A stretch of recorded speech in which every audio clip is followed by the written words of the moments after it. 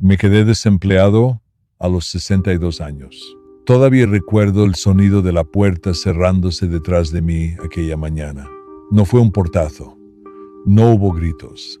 No hubo discusión. Solo fue el ruido seco de una puerta de oficina que se cerró con una calma casi ofensiva, como si lo que acababa de ocurrir fuera algo pequeño, algo normal, algo administrativo, como si después de 37 años de trabajo uno pudiera salir de un lugar con una carpeta bajo el brazo y seguir respirando igual, pero yo no salí igual. Bajé las escaleras despacio, sujetando el sobre blanco que me habían dado. Ni siquiera quería abrirlo.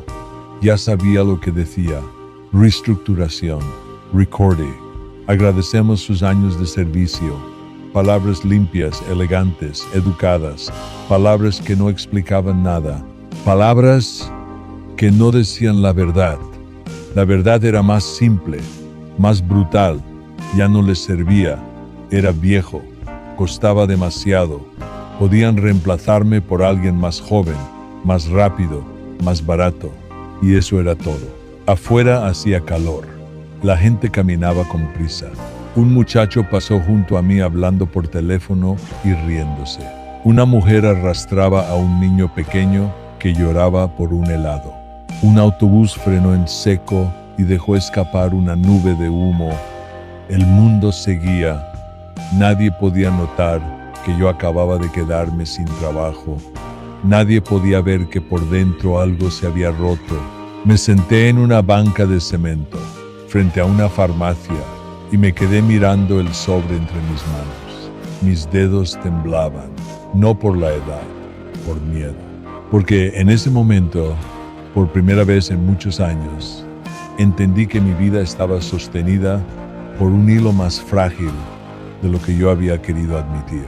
Durante décadas me había contado la misma historia, que mientras trabajara todo estaría bien, que el esfuerzo protegía, que levantarse temprano, cumplir, no fallar, aceptar turnos extras, cuidar cada moneda, sacrificarse por la familia, todo eso construía seguridad.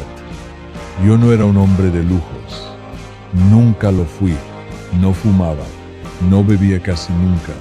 No viajaba. No gastaba en caprichos. Vivía para trabajar y trabajaba para sostener la casa. Y estaba convencido de que eso bastaba.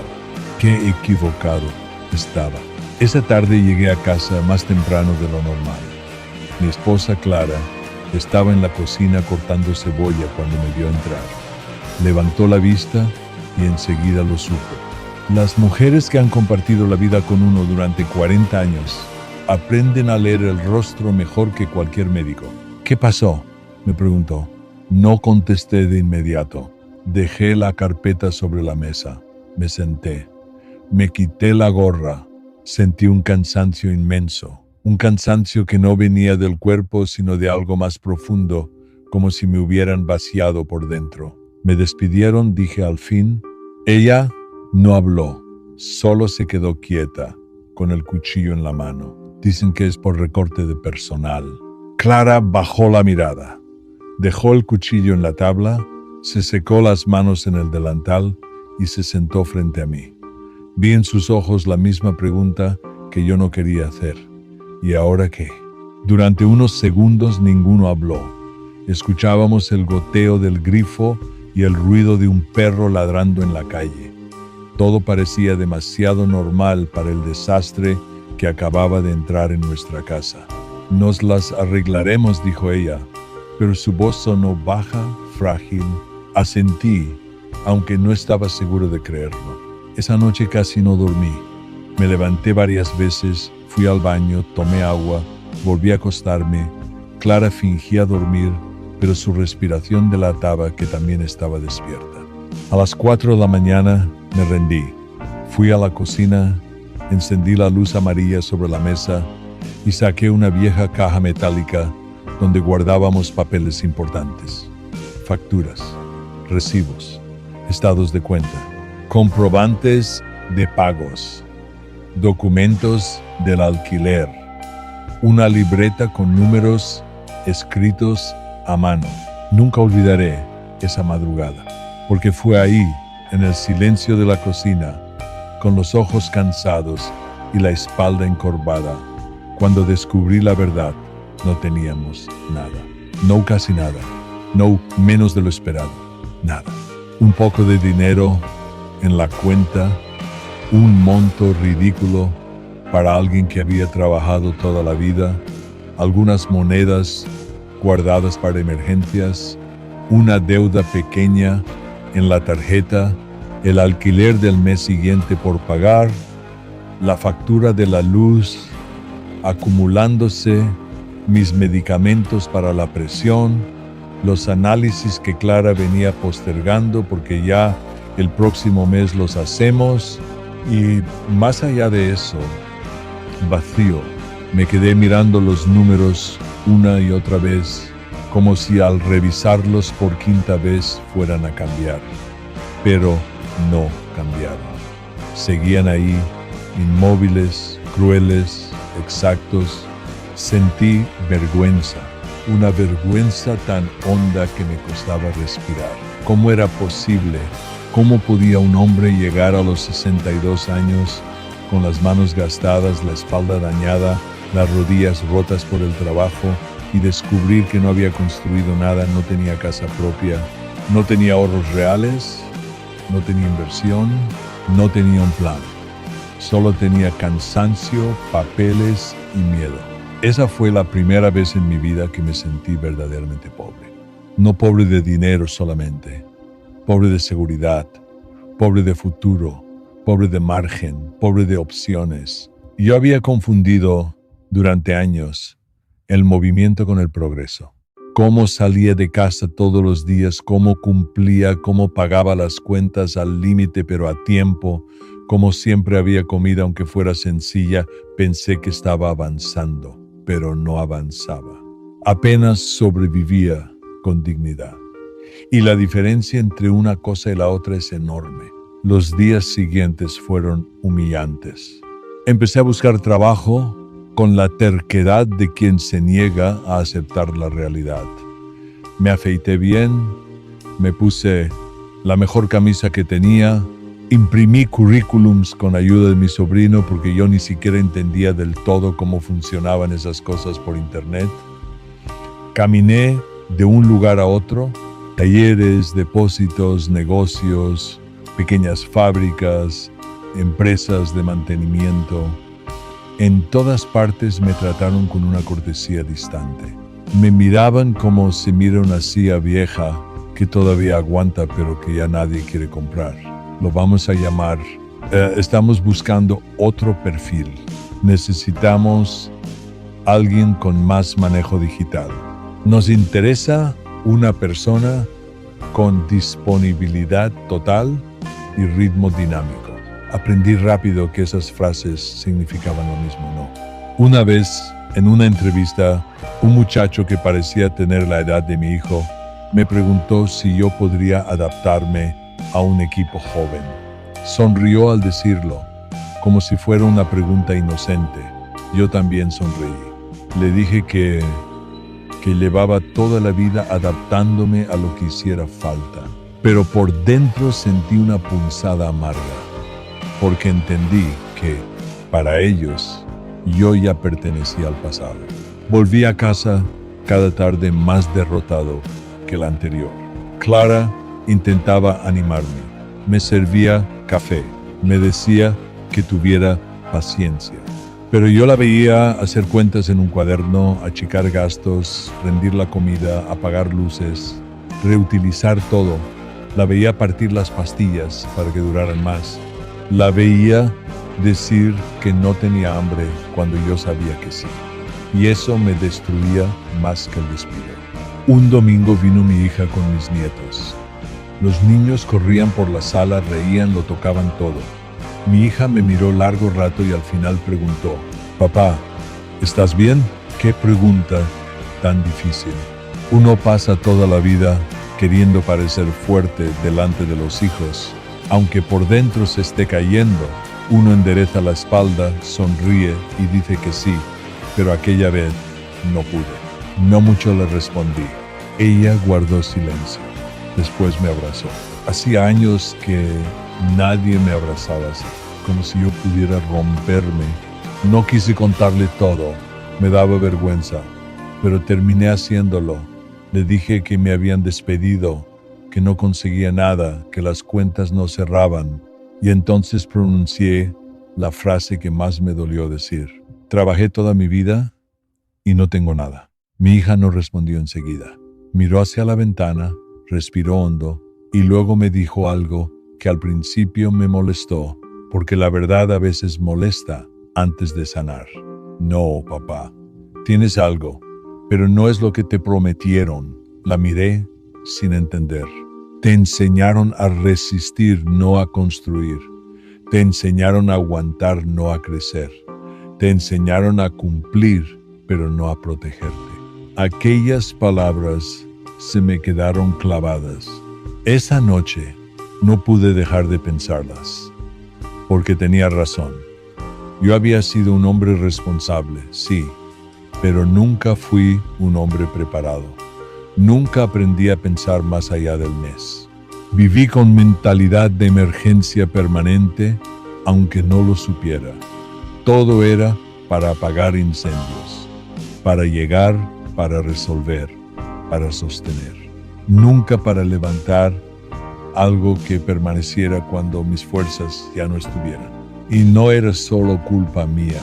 Vengo de una generación donde trabajar duro era casi una religión. Nos decían que el sacrificio traía recompensa, que el empleo era seguridad, que ser fiel a una empresa era una forma de asegurar el futuro. Nos enseñaron a sentir orgullo por aguantar, pero nadie nos enseñó a hacernos preguntas incómodas. ¿Qué pasa si un día ya no puedo trabajar? ¿Qué pasa si me enfermo? ¿Qué pasa si me reemplazan? ¿Qué pasa si los años pasan más rápido que mis planes?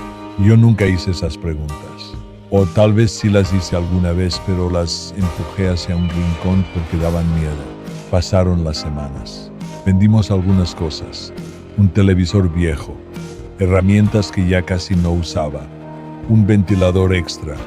Nada grande. Nada que resolviera el problema de fondo.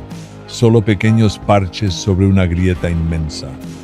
Empecé a dormir peor. La presión se me disparó. Había mañanas en que no quería ni levantarme de la cama. No era tristeza normal. Era la sensación de haber llegado al final de una escalera y descubrir que estaba apoyada en la pared equivocada. Lo más duro no era la falta de dinero. Lo más duro era la sensación de inutilidad.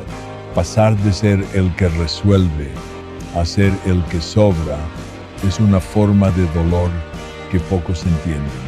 Toda la vida me definí por lo que hacía. Yo era el que madrugaba, el que cargaba, el que arreglaba, el que aguantaba, el que volvía cansado pero con el pan. Y de pronto, sin trabajo, tuve que enfrentar una pregunta aterradora. Si ya no puedo producir, ¿quién soy? Durante días no encontré respuesta. Hasta que una mañana salí a caminar sin rumbo. Crucé varias calles, llegué a la plaza del barrio y me senté bajo un árbol. Había un anciano dando de comer a las palomas. Tenía más años que yo y una serenidad que me llamó la atención. No sé por qué, pero empezamos a hablar. Es curioso cómo a veces uno le cuenta verdades a un desconocido con más facilidad que a los suyos. Le hablé de mi despido, le hablé del miedo, le hablé de la vergüenza de descubrir que no tenía nada. Él escuchó sin interrumpirme. Luego me dijo, eso que sientes no es porque no tengas nada, es porque recién ahora estás viendo lo que siempre estuvo ahí. Fruncí el ceño. No entiendo. Viviste al borde durante años, solo que el trabajo tapaba el abismo. El empleo no era tu seguridad, era tu distracción. Esa frase me golpeó fuerte, porque era verdad. El trabajo me mantenía ocupado, tan ocupado que no veía la fragilidad de mi propia vida. Mientras hubiera rutina parecía que todo estaba en orden, pero no estaba en orden. Solo estaba en movimiento. Volví a casa diferente. No feliz. No resuelto, pero diferente. Por primera vez dejé de repetir ¿por qué me pasó esto? Y empecé a preguntar ¿qué hago ahora con esto? Parece una diferencia pequeña, pero cambia todo. Porque una pregunta te hunde en la herida y la otra te obliga a moverte. No encontré un gran empleo milagroso. Esa parte no sería verdad si la contara así. La vida real casi nunca da giros de película. Lo que encontré fue algo más humilde y más digno, pequeñas maneras de empezar de nuevo. Un vecino me pidió ayuda para reparar una reja. Luego otro necesitó arreglar una tubería. Después uno me recomendó con otro. Empecé a hacer trabajos modestos por mi cuenta, cobrando poco al principio, recuperando la confianza despacio. No era estable, no era suficiente al comienzo, pero era algo clara que cose mejor que nadie. Empezó a hacer arreglos de ropa para vecinas. Mi hija nos ayudó a organizar gastos. Mi sobrino me abrió una cuenta simple para ofrecer mis servicios.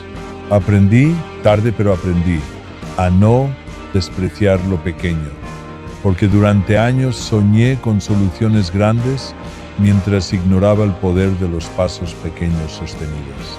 No salimos de la dificultad de un día para otro. Sería mentira decirlo. Hubo meses duros, hubo cuentas que nos desvelaron, hubo días de sopa sencilla y silencio pesado, pero algo cambió dentro de mí. Dejé de sentirme víctima de un final y empecé a verme como responsable de lo que todavía podía construir, aunque fuera tarde, aunque fuera poco, aunque fuera distinto a lo que había imaginado. Y eso me devolvió algo que creía perdido, dignidad. Hoy tengo 65 años. No me convertí en hombre rico, no compré una casa, no descubrí una fórmula mágica, pero ya no vivo dormido dentro de la mentira de que trabajar mucho por sí solo garantiza algo. Aprendí demasiado tarde, sí, pero aprendí que el empleo no es seguridad, que el salario no es patrimonio, que pagar cuentas no significa avanzar, que aguantar no siempre es construir, que llegar cansado cada noche no basta, si todo depende de que mañana puedas repetirlo. Aprendí que muchos de nosotros fuimos educados para sobrevivir, no para prepararnos, y que ese error se vuelve cruel con los años, cuando el cuerpo afloja y el mercado te trata como si ya no valieras. También aprendí algo más humano, que uno no es su puesto, que uno no desaparece porque lo despidan, que todavía se puede empezar de nuevo después del golpe, que pedir ayuda no te hace menos hombre, que mirar la verdad de frente duele, pero también libera. A veces, en la madrugada, vuelvo a abrir la caja metálica de los papeles, ya no para torturarme, la abro para recordar, para no mentirme nunca más, para no olvidar aquella noche en la cocina en que descubrí que no tenía nada y al mismo tiempo descubrí que aún me quedaba algo esencial, la posibilidad de despertar. Porque eso fue lo que ocurrió realmente. No solo perdí el trabajo, desperté del engaño de creer que la rutina era progreso. Desperté del orgullo de pensar que resistir era suficiente.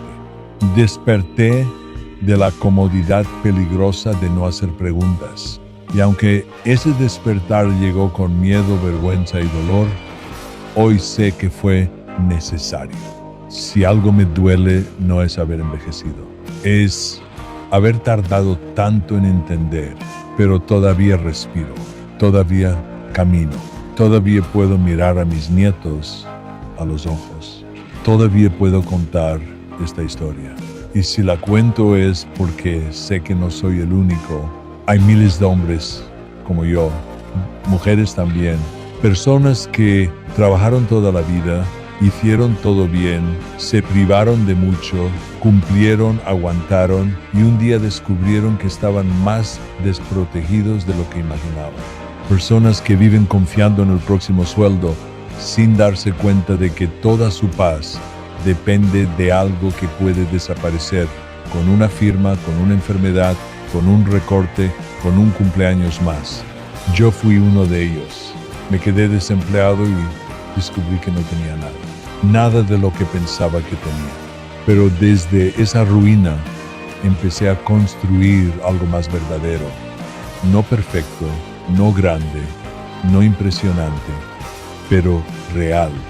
Una vida menos basada en la ilusión y más basada en la conciencia. Menos en aparentar fortaleza y más en entender fragilidad. Menos en correr sin pensar y más en mirar con honestidad lo que sostengo y lo que no. Tal vez esa sea la única riqueza que llegó tarde a mi vida, la lucidez. Y aunque habría preferido aprenderla antes, doy gracias por no haber muerto sin conocerla. Porque peor que quedarse sin trabajo es pasar toda una vida creyendo que uno está a salvo cuando en realidad solo está distraído.